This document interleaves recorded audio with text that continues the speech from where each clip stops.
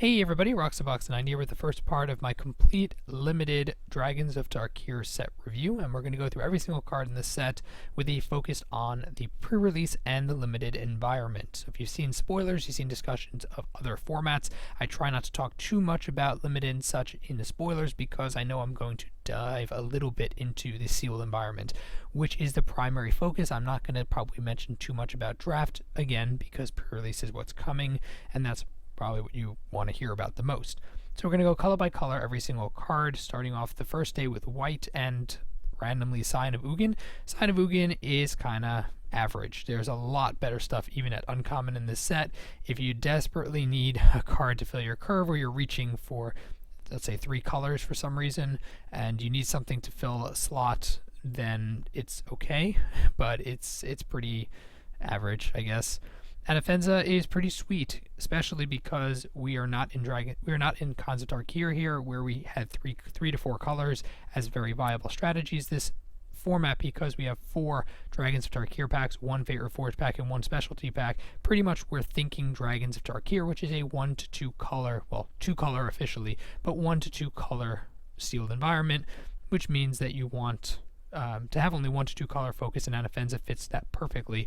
Very solid card for aggressive strategies, really good long-term value. It's very solid rare, definitely consider it. Roshan Foremost, even if it was just 3 for 2 double strike, it'd be great. The fact that it could potentially work with other warriors is, well, even better. It's a very solid card.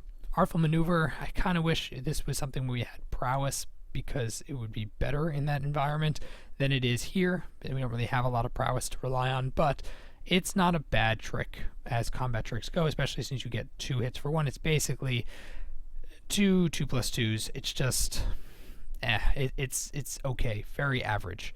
Avon Sunstriker, it seems really good. 3 for a 1/1 flying double strike. The fact that it's a 1/1 means it's very, very easy to bolster. And the fact that in combat, if you megamorph it, it's a 2/2 double strike, which means it trades for quite a few of the bigger flyers. It seems like there's a lot of potential value here. I would say it's solid at warrior as well, above average. Avon Tactician is not that great. I think it's a little bit expensive, even as the flyers go. And in this set, there's a lot of flyers, so it doesn't stand out. Battle Mastery, this always makes me nervous, because, yeah, giving double strike to a creature is really good, but you really risk a 2 for 1 with this card. It's going to be more conditional than not, even though it's okay, but it's going to be very conditional. Center Soul, some people have been poo-pooing this card. I like it a lot. I like that you can use it as a combat trick to block/remove a creature, and then the following turn give a pseudo-unblockable. Seems pretty decent to me. I like it. Yeah, I kind of wish it gave like 1+0 or 2+0 or something, but even so, I think it's pretty decent. Champion of Roshan's not that good, period. Dragon Hunter is really, really strong because there are a lot of dragons, and the fact that it can block dragons indefinitely is a big deal. And it's a very strong aggro card that's a warrior. Solid, solid card. Dragon Eye Sentry, it's okay. There are enough 1 toughness things going on that it would be playable. I don't think it's all that great. 1-drops have to be very good for me to want to run them, and it doesn't quite fit that. Dromoka Captain, on the other hand, I personally like him a lot. I think 3, it's pushing it, but he does have first strike, and he's a 1/1, so he could easily bolster himself, and he could bolster other guys. He's also a bolster target. I think he's pretty decent, at least average, if not a little above. Dromoka Dunecaster, anytime you're asking me to tap 2 to tap something, that's probably too much. I think this card is not that great. Dromoka Warrior also, because there's a lot of cards that, well, I'll just say this. It's a bolster target, and it's a 3/1, both of which are good. And it's a warrior, which is also good. What's bad is that it's not that good a card otherwise. It's average. It's something you would put for curve, not because you want to. Echoes of the Kintry, I don't like it even as a mana sink. Enduring Victory, a little expensive, but it could be a 2 for 1, and it's a solid removal spell. I like it. Fate Forgotten is a sideboard card, not that great. Glaring Aegis is not that good, even as combat tricks go. And the fact that it sticks around, it's okay, but I don't like it that much.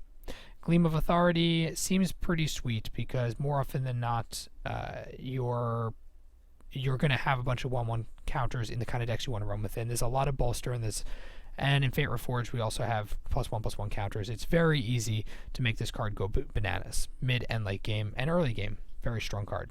Graceblade Artisan, there are auras, but I don't know if there's enough auras. It's fine. 3 for 2/3 is fine, and then that ability is great, but you have to have auras to make it worthwhile. So if you have a bunch of good auras like Gleam of Authority, sure. Great Teacher's Decree, normally this card would be The fact that it rebounds gives you a lot of value. Not so many tokens in the set, so it's not quite as pushed, but it's a at least average card. Herald of Dromoka, I don't like, even though 2 for 2/2 Vigilance is fine. It's a fine bear. That's no question. It's a fine bear. I kind of wish that it was it was something other than Vigilance, to be honest, but whatever. It's an average fine bear. Hidden Dragon Slayer is super sweet. Megamorph is very powerful in the set. Lightwalker, there's a lot of bolster going on. It seems at least decent. 2 for 2/1's not bad, and then the fact that you can bolster and it gets more powerful seems good. Mistfoot Kirin I like a lot. 2 for 2/1 flyer for that. It just seems very good, and the Megamorph is cheap enough to make it a 3/2 flyer for that. Very solid common. Myth Realized, super powerful card. Play it. Ajuta Exemplars, insane card. Play it. Orator of Jutai, very, very strong card in the set. It's a major blocker, very easy card draw. Play it. Passivism is awesome removal. Play it. Profound Journey is solid. It's a little bit expensive. It's a very risky card.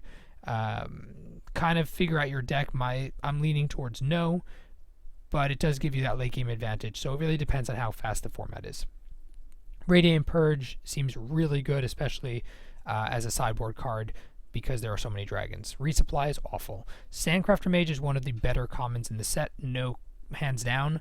The fact that it's very possible 3 for a 3/3, or just 3 getting another guy, getting a +1 counter. It's more often than not going to be a lot of value out of this guy. No matter which way you slice it, he's good value at common. Sandstorm Charger is not that great, I don't think, for 5. And Scale Blessing, put a 1/1 counter on each creature you control, the +1/+1 counter. It's very conditional, even with that bolster. For 4 mana, it's a little bit much. Secure the Waste is super, super sweet, especially doing it on your opponent's turn. Shield-Eyed Dragon, I don't like these kind of cards, and it's not particularly powerful. Silk Wrap is solid. It's the opposite. It doesn't hit the larger creatures, so it'll be very nice for aggro decks to get rid of their blockers and early on cards. Strong Arm Monk is not that great. Student of Ajutai is not great. It's average or worse. Sunscour Region is really powerful. Surge of Righteousness is a good sideboard card. Very powerful if you're playing against the right colors. Territorial Rock is very average. I probably wouldn't run it. So there we go. Those are all the white cards. Let me know what you guys think about them down below in the comment section. If I missed something or you want to emphasize something that I might not have touched upon, definitely put that down below in the comment section. If you enjoyed the video, then please tap the like button. And if you're new to the channel, check in and subscribe. I'll be coming out with these regularly, so stay tuned. And as always, Roxabox90 signing out. I'll see you guys next time.